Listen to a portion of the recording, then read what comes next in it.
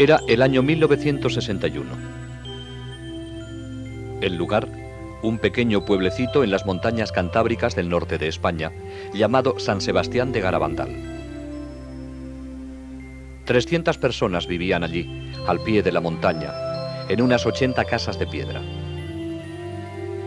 Este pueblecito está totalmente aislado de los demás de la región y es muy primitivo. Las casas carecen de agua corriente y la única fuente de calor es una estufa en la cocina. Solo hay electricidad durante unas pocas horas de cada noche. Las comodidades del mundo moderno, como televisiones y coches, simplemente no existen aquí.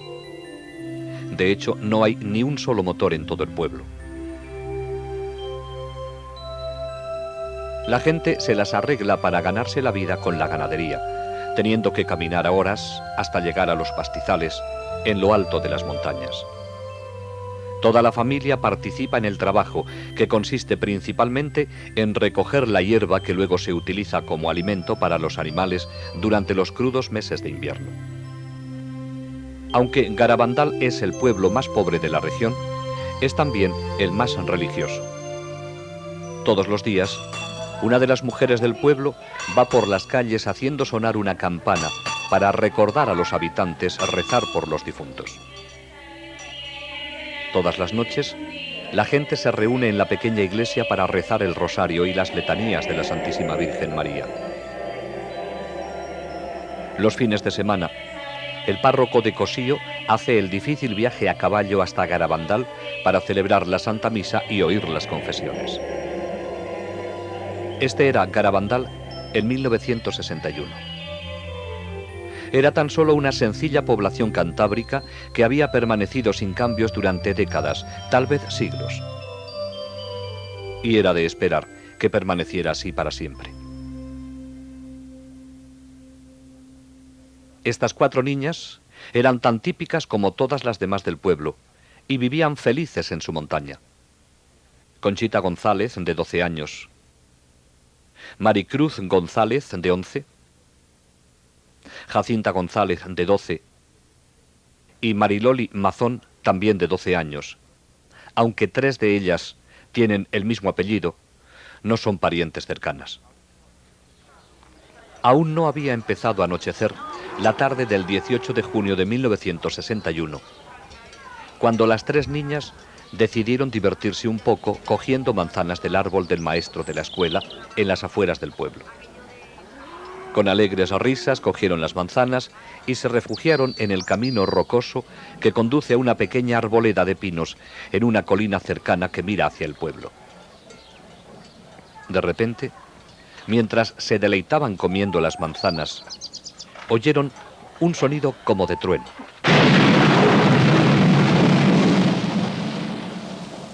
Comenzaron entonces a sentirse mal por haberlas cogido sin permiso. De repente, Conchita echó la cabeza hacia atrás y sus ojos se quedaron mirando fijamente hacia arriba. Al verla así, las otras empezaron a gritar. Estaban a punto de correr a sus casas para avisar a sus madres cuando les ocurrió lo mismo a ellas. Un ángel, rodeado de una luz brillante, estaba ante ellas. Parecía un niño de 9 años, pero al mismo tiempo parecía estar dotado de una fuerza invencible. Tan rápido como había aparecido, desapareció, volviendo las niñas a su estado normal. Temblando por la experiencia, las 4 corrieron a la iglesia del pueblo. Un amigo las vio y les preguntó la razón de su palidez. «Es porque acabamos de ver un ángel», contestaron. Al poco tiempo, todo el pueblo hablaba sobre lo ocurrido, aunque nadie creía que realmente hubieran visto un ángel. Durante los siguientes días, las niñas vieron nuevamente al ángel y él les habló la primera vez el 1 de julio. ¿Sabéis por qué he venido? Es para anunciaros que mañana la Santísima Virgen se os aparecerá como Nuestra Señora del Monte Carmelo.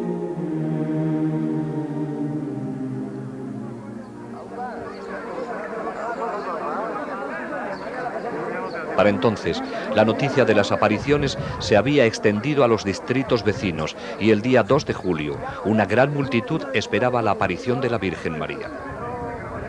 Alrededor de las 6 de la tarde, las niñas se encontraban en el lugar acostumbrado de las apariciones cuando cayeron repentinamente de rodillas sobre las piedras. Dentro de una luz brillante, vieron a una hermosa mujer entre dos ángeles y en uno de ellos reconocieron al mismo que habían visto anteriormente. Más tarde, se enteraron de que era nada menos que San Miguel Arcángel. Arriba y hacia la derecha, vieron un gran ojo dentro de un triángulo que las niñas llamaron el Ojo de Dios. Las niñas hablaron con su visión, sin el menor temor. Hablaban de sus familias, de los sacerdotes que estaban allí y del trabajo que hacían en casa o en los campos. La señora sonreía. Conchita dijo que era como hablar con su madre después de que hubiera estado lejos durante un viaje y acabara de regresar. Después del éxtasis, la gente naturalmente quiso saber cómo era la señora. En su diario, Conchita nos da esta descripción. La Virgen viene con un vestido blanco, manto azul, corona de estrellucas doradas. No se le ven los pies. Las manos estiradas con el escapulario en la derecha. El escapulario es marrón. El pelo largo, color castaño oscuro ondulado, la raya en medio, la cara alargada, la nariz alargada y fina, la boca muy bonita con los labios un poquito gruesos. El color de la cara es trigueño, más claro que el del ángel, diferente a la vez, muy bonita. Una voz muy rara, no sé explicarla. No hay ninguna mujer que se parezca a la Virgen, ni en la voz ni en nada.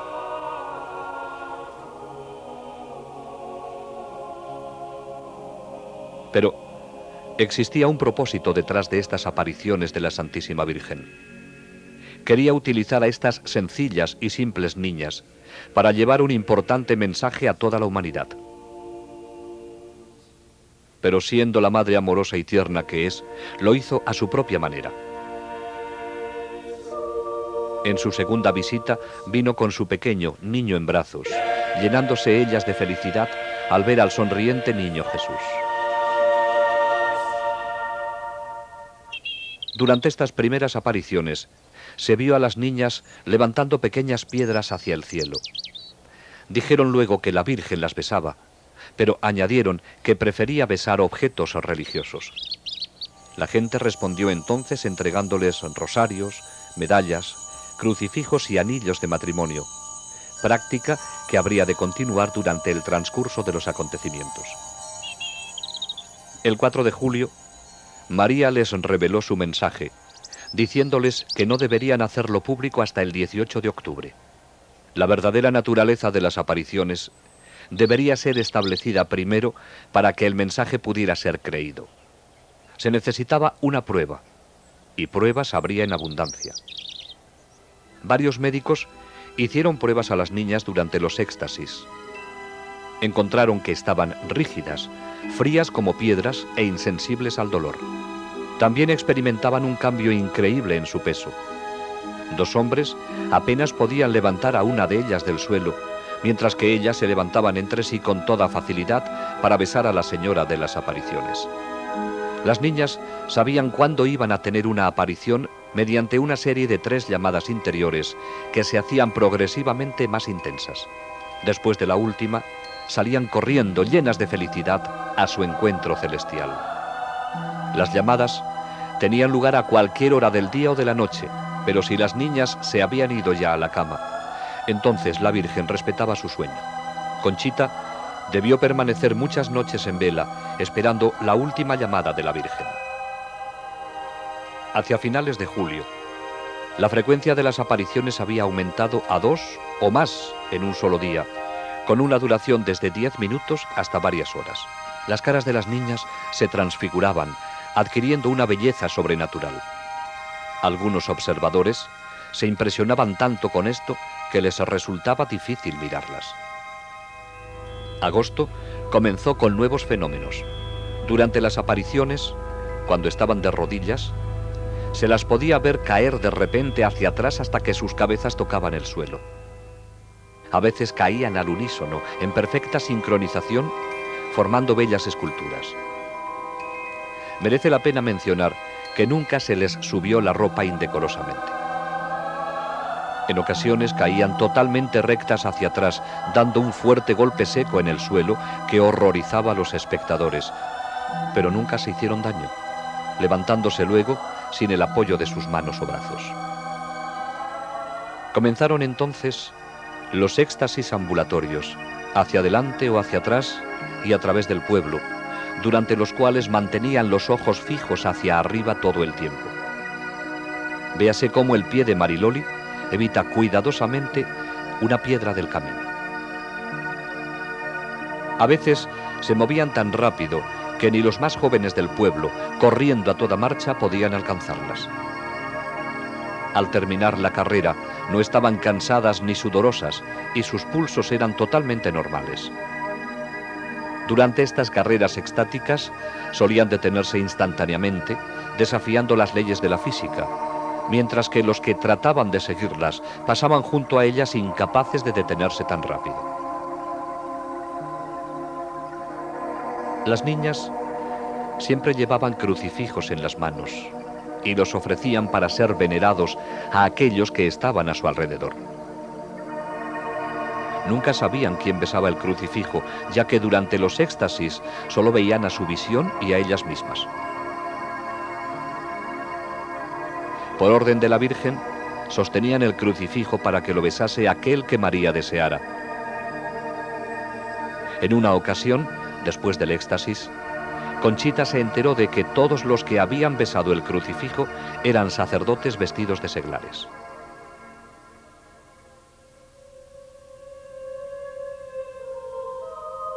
Entre los muchos sacerdotes que subieron a Garabandal a estudiar los acontecimientos había un sacerdote jesuita, el padre Luis Andreu.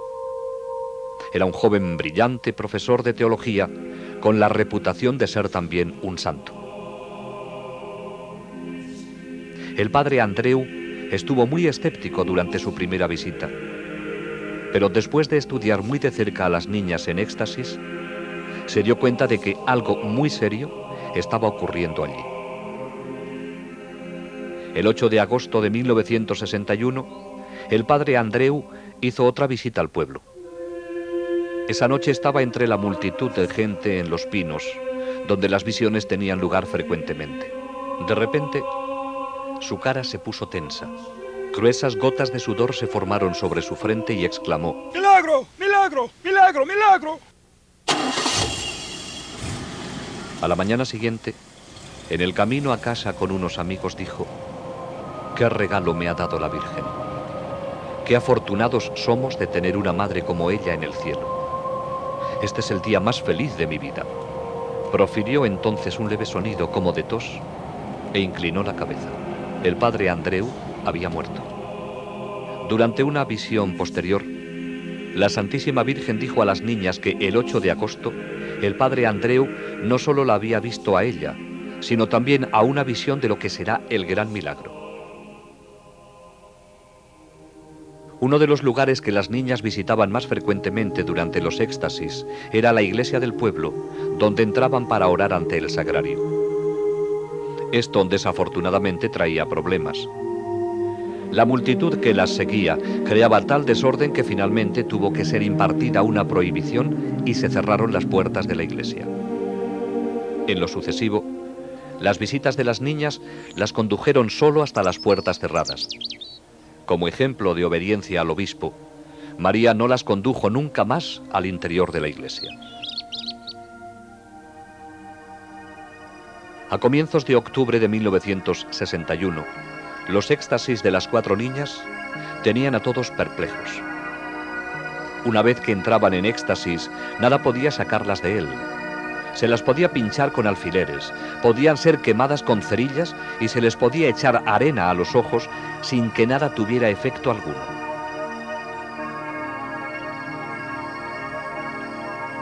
Las poderosas luces de las cámaras, disparadas a corta distancia, no las hacían parpadear. En sus marchas hacia adelante y hacia atrás, se movían con precisión y velocidad, sin siquiera mirar hacia dónde iban. Eran especialmente impresionantes sus descensos nocturnos hacia atrás, desde los pinos hasta el pueblo, a velocidades increíbles.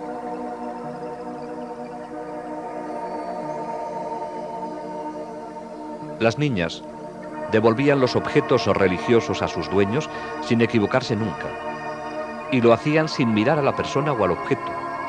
Estos objetos eran generalmente apilados sobre una mesa en casa de una de ellas, cuando no estaban allí. En ocasiones, los rosarios y las medallas con cadena se enredaban. Pero esto no era problema. La niña en éxtasis cogía los objetos de la mesa y los levantaba hacia la aparición, separándolos luego con toda facilidad en sus manos.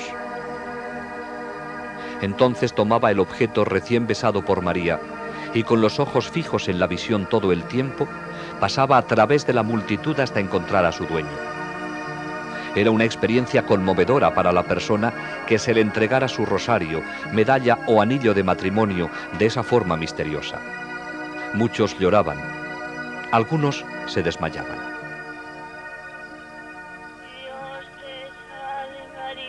Durante los éxtasis, las niñas lloraban como nunca lo habían hecho antes. Oigamos una grabación original de dos niñas rezando el Ave María, mientras contemplaban a aquella persona a quien está dedicada esta antigua oración. Y bendito es el fruto de tu vientre, Jesús.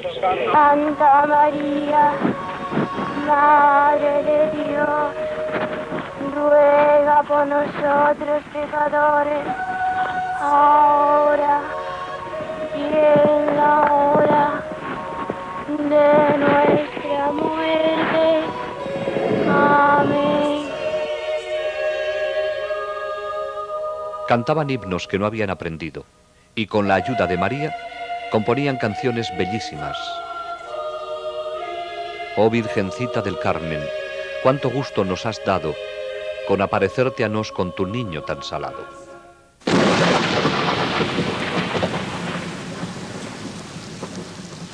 Finalmente llegó el 18 de octubre, el día en que las niñas habrían de anunciar el tan esperado mensaje de la Santísima Virgen. Era un día de apariencia apocalíptica, con rayos y truenos, lluvia y frío. No obstante, cientos de personas hicieron el sacrificio de estar allí en ese día tan importante. El tiempo pasó y muchos se fueron. Finalmente, el mensaje fue leído en voz alta en los pinos, a la multitud que aún permanecía allí. Hay que hacer muchos sacrificios, mucha penitencia, visitar al Santísimo. Pero antes tenemos que ser muy buenos. Y si no lo hacemos nos vendrá un castigo. Ya se está llenando la copa, y si no cambiamos, nos vendrá un castigo muy grande.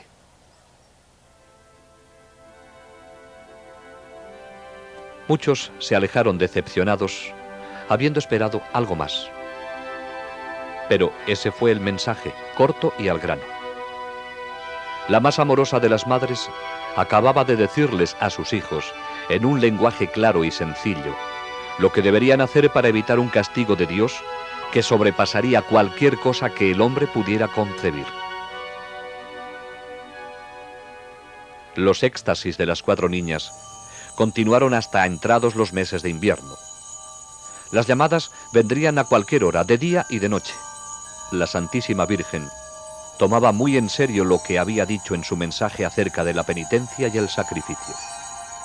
Pero una vez que las niñas habían entrado en éxtasis, no sentían nada. Durante una copiosa nevada, grandes copos de nieve se acumularon sobre los brazos extendidos de Conchita, quien no se percató de ello. En otra ocasión, durante una granizada, no se le afectaron los golpes de granizo que recibió sobre los ojos abiertos. Las visitas de la Santísima Virgen y de San Miguel continuaron durante la primavera y el verano de 1962. San Miguel les traía la comunión invisible en aquellos días en que no había un sacerdote disponible para hacerlo. Les enseñó cómo hacerlo con respeto. Primero venía la preparación, luego la comunión y por último la acción de gracias. Pero los sacerdotes se mostraban escépticos acerca de estas comuniones invisibles. ¿Cómo podían ellas recibir la comunión de un ángel cuando solo un sacerdote tiene la potestad de consagrar? Las niñas se lo preguntaron al ángel, quien les contestó que él tomaba las hostias de los tabernáculos de la tierra. No existía un solo lugar en el mundo que pudiera compararse ni remotamente con Garabandal durante esa época. La Santísima Virgen parecía haberse apoderado del pueblo entero. Conducía a las niñas por todas y cada una de sus calles. En ocasiones cantaban el rosario mientras caminaban junto con las personas que las acompañaban. Todos los hogares fueron visitados. Cuando las niñas, durante un éxtasis, llegaban a una casa en la que había alguien enfermo en cama, se arrodillaban para rezar ofreciéndole el crucifijo. Al entrar en la casa de alguien que hubiese enviudado, recitaban oraciones delante de la foto del difunto o hacían la señal de la cruz sobre la cama vacía. También iban al cementerio, donde extendían el crucifijo a través de las barras de la reja de entrada.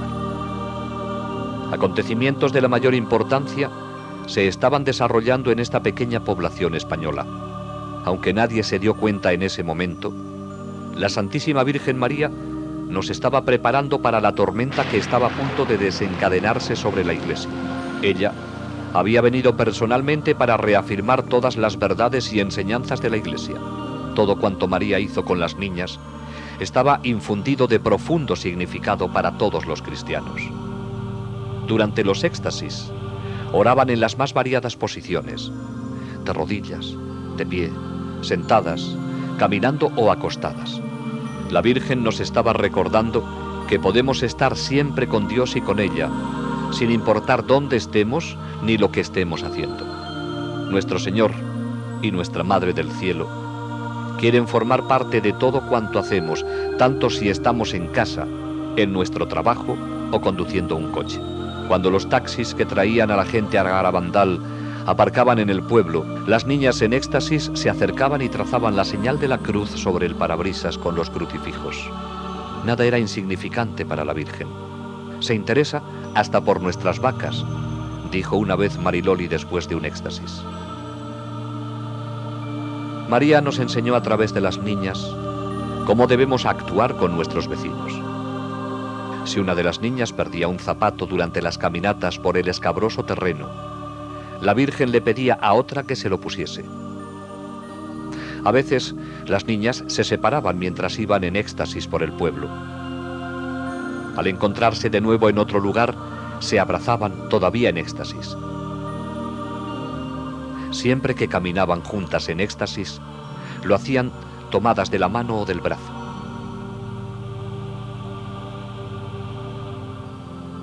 ¿Y quién era esta señora de luz, actuando tan poderosamente en la pequeña población de Garabandal? Aquellos que nunca lo entendieron claramente han debido tan solo fijar su mirada en la figura sobre la cruz que ella les ordenaba ofrecer a los presentes. Ella era la Madre de Cristo con un solo deseo: llevarnos a todos hacia su Hijo Jesús, el Salvador de la humanidad. ¿Es María la madre solo de los católicos? En una ocasión, un protestante se acercó a Conchita. Quería saber si podría besar el crucifijo la próxima vez que ella lo ofreciera para ser venerado durante un éxtasis. Conchita, que había sido educada en un ambiente totalmente católico, se lo preguntó con preocupación a la Virgen durante la siguiente aparición. María dirigió su mirada al hombre y dijo: «Él es mi hijo también». Y actuando a través de la niña, hizo llevar el crucifijo a los labios del protestante. Ante todo esto, las niñas debieron sentir que estaban en la antesala del cielo, pero no habría de ser así. Ellas, como todos los demás, tenían todavía sus vidas por vivir en un mundo real y difícil, cada vez peor con cada día que pasa. El 19 y 20 de junio de 1962 fueron 2 días que difícilmente podrán ser olvidados en los anales de Garabandal. Durante un éxtasis se oyó gritar de terror a las niñas. Se había levantado el velo, permitiéndoseles dar una mirada a los acontecimientos del futuro. Vieron confusión por todas partes y a la Iglesia perseguida en un mundo dominado por el comunismo. En el momento en que las cosas eran peores, se les dijo que Dios enviará un aviso sobrenatural que será sentido por todas las personas de la tierra. Entonces, a pesar de hallarse en la presencia de la Santísima Virgen, se sintieron sobrecogidas de terror al ver escenas del futuro castigo que será enviado por Dios si el mundo no cambia después del aviso y el milagro. A pesar de que, a petición de la Santísima Virgen, las personas que estaban allí, casi todo el pueblo, habían permanecido a alguna distancia de las niñas, se sintieron tan sobrecogidos por los gritos y las expresiones de las niñas que al día siguiente el pueblo entero confesó y comulgó.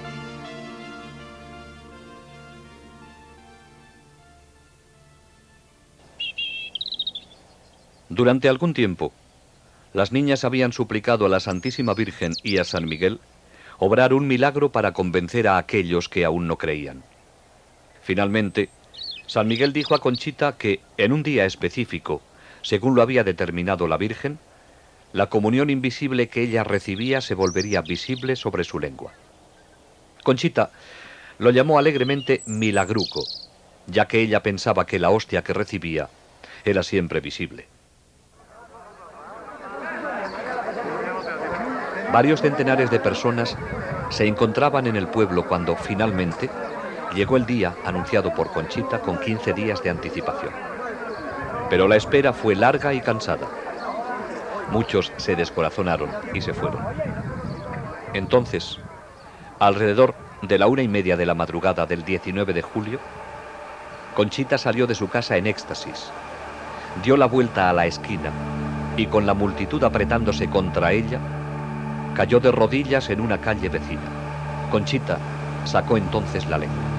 Aquellos que estaban a poca distancia de ella afirman que estaba vacía. De repente, más rápido de lo que puede detectar el ojo humano, una hostia blanca y brillante se materializó sobre la lengua de la niña. Un hombre de negocios de Barcelona, con una cámara de cine prestada y sin más iluminación que la que le prestaba una linterna de pilas, rodó algunas escenas mostrando la hostia sobre su lengua.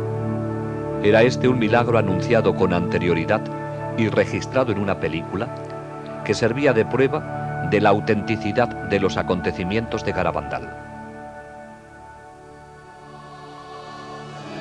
En octubre de 1962, a 1400 kilómetros de Garabandal, comenzaba a desarrollarse otro suceso de profundas repercusiones dentro de la Iglesia, sin precedente en tiempos modernos. El Papa Juan XXIII había dado comienzo al Concilio Vaticano II. Surgió entonces la pregunta natural: ¿existía alguna relación entre este acontecimiento eclesiástico monumental y los maravillosos hechos que estaban ocurriendo en un pueblecito del norte de España? La respuesta es un contundente sí, aunque el completo significado de esta relación solo podrá ser comprendido en el futuro. Durante un éxtasis se oyó a Conchita repetir las palabras de la Virgen: el concilio será el más grande de todos, será un éxito. A lo que respondió Conchita: qué bien, así te conocerán mejor y estarás más contenta. Hacia enero de 1963, Mariloli, Jacinta y Maricruz habían cesado de tener apariciones. Solo Conchita continuaba teniéndolas, aunque eran cada vez menos frecuentes. Sin embargo, por esta época, Conchita y Mariloli comenzaron a tener locuciones internas. Una locución es una voz interior que no va acompañada de una visión externa. En 1947, Joe Lomangino Perdió el sentido de la vista y el olfato en un absurdo accidente que le cercenó los nervios olfativo y óptico. Después de un largo periodo de tiempo, logró surgir en 1961 como un exitoso hombre de negocios, aunque agotado por el exceso de trabajo. Su médico le sugirió que se tomara unas vacaciones en Europa. Así que salió de casa en Lindenhurst, Nueva York, para visitar a su tío en el sur de Italia. Joey no era muy religioso en aquel entonces, y solo gracias a la insistencia de su tío accedió a hacer un largo viaje en coche hasta San Giovanni Rotondo, donde vivía Padre Pío. Este fraile franciscano, con las llagas de Cristo en sus manos, pies y en el costado, era considerado como un santo viviente. Joey no había previsto ningún encuentro personal con él. Sin embargo, al terminar la misa, se encontró en una habitación con otras personas esperando la bendición del Padre cuando pasara por allí. Al entrar el Padre Pío en la habitación, Joey se arrodilló para recibir su bendición. De repente, oí a la gente arrodillarse sin saber lo que pasaba. Padre Pío colocó sus brazos sobre mí y me besó en la frente. Me dijo: Joey, estoy muy contento de verte. Mi tío me dijo luego que era Padre Pío quien me había abrazado. Yo no sabía qué decir, porque nadie sabía que yo iría allí a verle, ni siquiera yo mismo. Joey quedó profundamente impresionado y 2 años más tarde regresó a San Giovanni. Esta vez decidió confesarse con Padre Pío. Fui al confesionario en que estaba el Padre Pío y me arrodillé en el reclinatorio con el Padre Pío sentado frente a mí. Me tomó la mano, así. Yo estaba asombrado pensando en los confesionarios americanos con paneles. Entonces, estando de rodillas, con mis manos entre las del Padre Pío, me dijo en italiano: Joey, confiésate. Y para ser franco, estaba entristecido porque no estaba llevando una vida adecuada. Me quedé atónito. No supe qué decir. Entonces, el Padre Pío me tomó la mano, así, y me dijo: confiésate. Pero de nuevo encontré muy difícil hablarle. Entonces, en perfecto inglés me dijo: Joey, ¿recuerdas cuando estuviste en un bar con una mujer llamada Bárbara? ¿Recuerdas los pecados que cometiste? Y en perfecto inglés pasó a decirme las personas con las que había estado, los sitios a los que había ido y los pecados que había cometido. Naturalmente, estaba sudando, pero Dios me concedió la gracia de entender que si tenía que soportar todo aquello para volver a ser feliz, merecía la pena. Creía realmente que el Padre Pío podría ayudarme. Entonces, cuando llegó al fondo de todos mis pecados, después de lo que me parecieron 1000 años, me dijo en italiano: ¿estás arrepentido? Y yo le dije: sí, lo estoy, Padre Pío. Entonces me dio la absolución. Los ojos me daban vueltas en la cabeza y comencé a frotarlos, así. La cabeza me daba vueltas y yo seguía frotándome los ojos. De pronto, mi mente se aclaró totalmente y me puso su mano estigmatizada sobre los labios, así. Besé su estigma y me dio una ligera palmada en la cara, diciéndome en italiano: Joey, un poco de paciencia y valor, y vas a estar bien. Tenía 33 años, pero me sentía como si tuviera 16. Tenía el firme propósito de corregirme, lamentaba todos los pecados que había cometido durante mi vida. Me sentía tan bien y tan limpio que no quería involucrarme con nadie por temor a que, solo al hablar, pudiera perder la gracia que había recibido. Pero aún había una gracia más para Joey, mientras se arrodillaba con otras personas para recibir la bendición del Padre Pío. Cuando tuve el accidente aquí, en 1947, perdí el sentido del olfato. Todo esto está suturado. Y esta es una fractura de 3 pulgadas sobre la frente. No solo perdí mis ojos, sino el olfato. Cuando me arrodillé para recibir la bendición del Padre Pío, sentí una fragancia de rosas que provenía de la sangre de sus manos. Al percibirla me sorprendí y me eché hacia atrás contra la pared, con los brazos levantados, así. para protegerme. No sabía qué pasaba. Padre Pío bajó mi mano y me dijo en italiano: Joey, no tengas miedo. Y me tocó así, en el puente de la nariz. Mi sentido del olfato fue restablecido después de estar sin él desde el día del accidente, en junio de 1947, 16 años atrás. Joey estaba lleno de paz y felicidad y no quería abandonar San Giovanni. No obstante, su compañero de viaje le recordó que tenían el compromiso de pasar parte de sus vacaciones en un lugar llamado Garabandal. Cuando Mario me recordó que teníamos que irnos a Garabandal, le dije: Mario, ¿cómo sabemos que es verdad? A lo mejor no es una aparición verdadera. Tal vez es un truco del demonio para hacerme perder las gracias que acabo de recibir. Preguntémosle a Padre Pío. Entonces él dijo: ok. Siempre habíamos tenido una magnífica acogida por parte de los religiosos con los que residía Padre Pío, así que fuimos donde estaban ellos y les dije: quisiera hablar con Padre Pío, ¿es posible? Y el religioso dijo: oh sí, Joey. Hicimos las maletas y volvimos más tarde, ese día, para encontrarnos con Padre Pío en el claustro. Al arrodillarme, le dije al Padre Pío: ¿es cierto que la Virgen se está apareciendo a 4 niñas en Garabandal? Y él dijo: sí. Dije entonces: Padre Pío, ¿debo ir allí? Y él dijo: sí, ¿por qué no? Y así es como ocurrió. Debido a que Padre Pío me aseguró que la Virgen se estaba apareciendo allí, dándome su autorización para ir, no tuve miedo y fui. La primera de muchas visitas de Joey Lomangino a Garabandal fue en febrero de 1963. En aquellos días, especialmente durante el invierno, una de las únicas formas de llegar al pueblo era en carreta de bueyes. No pasó mucho tiempo antes de que Joey se encontrara y conociera a las niñas a quienes la Virgen se había aparecido, quedando inmediatamente impresionado por su sencillez y sinceridad. Conchita habría de convertirse en una buena amiga. Joey se quedó también impresionado por el mensaje y sintió la necesidad de hacerlo conocer. Sin embargo, se sentía impedido por su ceguera. Me dije: ¿qué puedo hacer para hacer conocer al mundo al Padre Pío y el mensaje de Garabandal? ¿Qué puedo hacer? ¿Qué puede hacer un ciego? Nunca estuve en una obra de teatro en el colegio de lo tímido que era. Joey regresó a casa.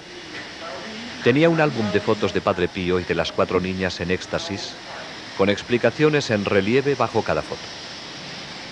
Visitaba las casas de sus amigos y familiares, dándoles explicaciones sobre el famoso estigmatizado y sobre los hechos admirables que estaban ocurriendo en Garabandal.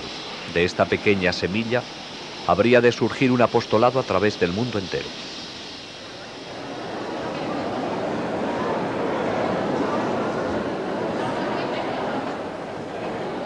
A comienzos de junio de 1963, Conchita asombró a todos con la profecía de que, después del Papa Juan XXIII, habría solo 3 papas más, y que entonces vendría el fin de los tiempos, aunque no el fin del mundo. El 19 de marzo de 1964, día de la fiesta de San José, Conchita tuvo una locución en Los Pinos durante la cual la Virgen le dijo que el día del gran milagro, Joey Lomangino recuperaría la vista para siempre. El 18 de julio de 1964, Conchita tuvo otra locución, en la cual le fue dicho que al día siguiente del gran milagro, el cuerpo del padre Luis Andreu sería encontrado incorrupto en su tumba. Enero de 1965. Comenzó para Conchita con un éxtasis de 2 horas en Los Pinos, durante el cual la Virgen le reveló la naturaleza del aviso que será enviado por Dios para purificar al mundo en anticipación al gran milagro que le seguiría. También le dijo que, debido a que el mundo no había respondido a su primer mensaje, por intercesión de San Miguel, daría un segundo y último mensaje el día 18 de junio de 1965. Miremos ahora Los grandes acontecimientos profetizados en Garabandal. Primero vendrá el aviso. Será visto en el cielo y luego sentido interiormente por todos en la tierra. Nadie escapará a él. En algún momento, en un futuro no muy distante, cuando el mundo se encuentre en medio del caos, todo se suspenderá. Durante ese momento, todos verán el mal que han hecho y el bien que han dejado de hacer. Será muy doloroso. La gente preferiría morir antes que soportarlo. Pero no causará daño físico. Si alguien muriese, sería solo como resultado del shock recibido. El aviso servirá de purificación para corregir la conciencia del mundo y prepararlo para el gran milagro. El milagro tendrá lugar en los 9 Pinos. Ocurrirá un jueves a las 8:30 de la noche, entre el 8 y el 16 de marzo, abril o mayo. Conchita conoce la fecha y la anunciará al mundo con 8 días de anticipación. Será el día de un mártir de la Eucaristía y coincidirá con un gran acontecimiento de la Iglesia. Todos aquellos que estén en el pueblo o sus alrededores lo verán. Los enfermos que estén presentes se curarán. Los pecadores se convertirán y los incrédulos creerán. Como resultado del milagro, Rusia se convertirá. Después del milagro, quedará una señal sobrenatural visible y permanente que perdurará hasta el final de los tiempos.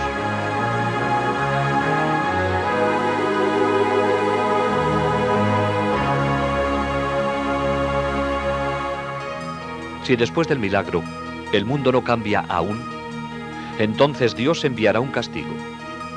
Será peor que cualquier cosa que el hombre pudiera imaginar y estará en línea con lo que merezcamos por nuestros pecados.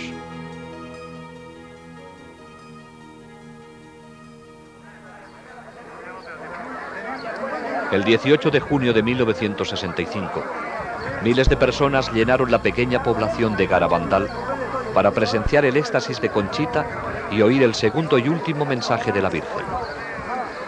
De nuevo tendrían que esperar.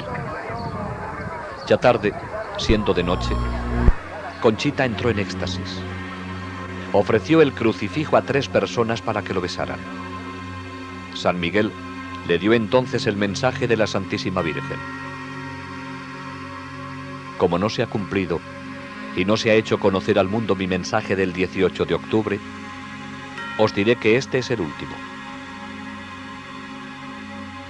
Antes, la copa se estaba llenando. Ahora está rebosando. Muchos cardenales, obispos y sacerdotes van por el camino de la perdición, y con ellos llevan a muchas más almas. A la Eucaristía cada vez se le da menos importancia. Debemos evitar la ira de Dios sobre nosotros con nuestros esfuerzos. Si le pedís perdón con vuestras almas sinceras, Él os perdonará. Yo, vuestra madre, por intercesión del arcángel San Miguel, os quiero decir que os enmendéis. Ya estáis en los últimos avisos. Os quiero mucho y no quiero vuestra condenación. Pedidnos sinceramente y nosotros os lo daremos. Debéis sacrificaros más. Pensad en la pasión de Jesús.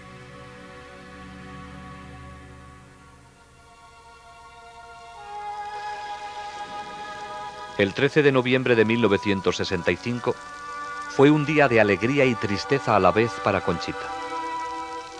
La Virgen se apareció con el niño, pero habría de ser por última vez en Garabandal. Como ya se ha indicado, esta sería una aparición especial para besar objetos religiosos de los que Conchita tenía muchos. Después de besarlos, la Virgen dijo: a través del beso que he dado a estos objetos, mi hijo hará prodigios. Distribúyelos a otros.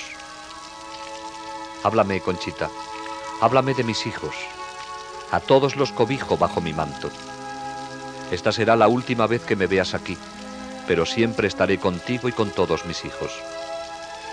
Conchita, ¿por qué no vas a visitar a mi hijo al sagrario? Él te espera día y noche. Conchita le dijo, soy tan feliz cuando los veo. ¿Por qué no me llevas contigo al cielo ya? A lo cual ella respondió, ¿recuerdas lo que te dije el día de tu santo? Cuando te presentes ante Dios, tus manos deberán estar llenas de buenas obras, hechas para tus hermanos y para su gloria. En este momento, tus manos están vacías.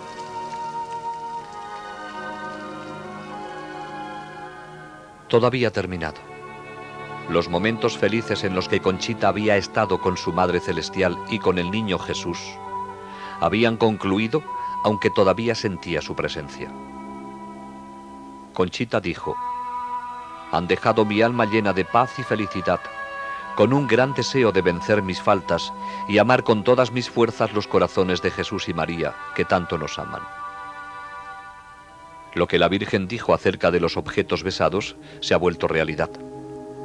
Continúan recibiéndose informes de todo el mundo sobre casos de curaciones físicas y de otros favores recibidos. Muchos de ellos han venido de una medalla que Conchita dio a Joey Lomangino y que ha sido venerada por miles de personas en todo el mundo durante los muchos años de actividad apostólica de Joey. ¿Y qué dice la ciencia de los acontecimientos de Garabandal? Más de 40 médicos han examinado a las niñas en diferentes momentos. El pediatra Dr. Celestino Ortiz las estudió durante 22 días consecutivos. Fuera de los éxtasis las encontró normales y equilibradas. Sobre sus éxtasis dijo, permanecer en silencio sería una auténtica cobardía científica. No encontramos ninguna explicación satisfactoria para tales fenómenos. El doctor Ricardo Ponsernó era un neuropsiquiatra de reconocimiento internacional, en el clímax de su carrera. Efectuó los más exhaustivos exámenes a las niñas en un período de 12 días. Sus conclusiones: la cantidad y calidad de los fenómenos excluyen cualquier explicación natural. Dijo, desde un punto de vista estrictamente científico, no se puede negar la posibilidad de un origen sobrenatural en todos estos fenómenos. Otro eminente psiquiatra, conectado a los acontecimientos, es el doctor Luis Morales. En 1961 tenía su propia clínica en Santander, donde el obispo le nombró jefe de la comisión creada para estudiar las apariciones. En ese momento, él no creía en el origen sobrenatural de estas. Más tarde, el mismo doctor Morales sorprendió al cambiar su opinión original. El 30 de mayo de 1983, con autorización del obispo de Santander, dio una conferencia pública en el salón de actos más grande de Santander. Durante la misma, expuso ante la multitud las razones por las cuales estaba convencido de que las apariciones de Garabandal eran dignas de crédito.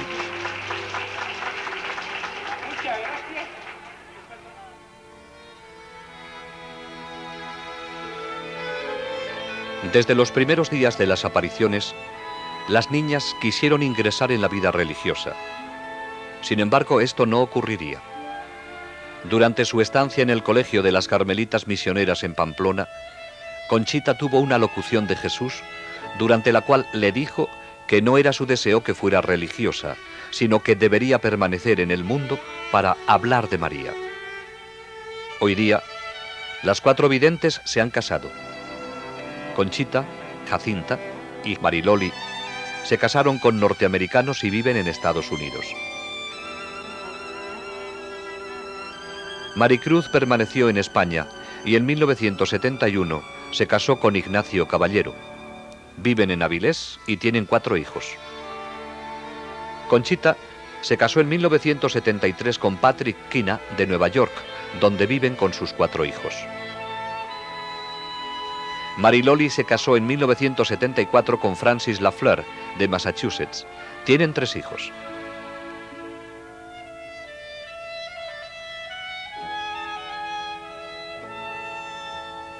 Jacinta se casó en 1976 con Jeffrey Monihan, de la Marina de los Estados Unidos. Tienen una hija.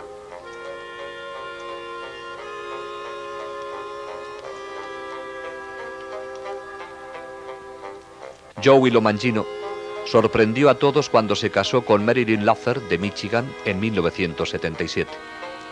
Joey continúa su labor de apostolado en Nueva York como esposo y padre de 2 hijos, Joseph y John.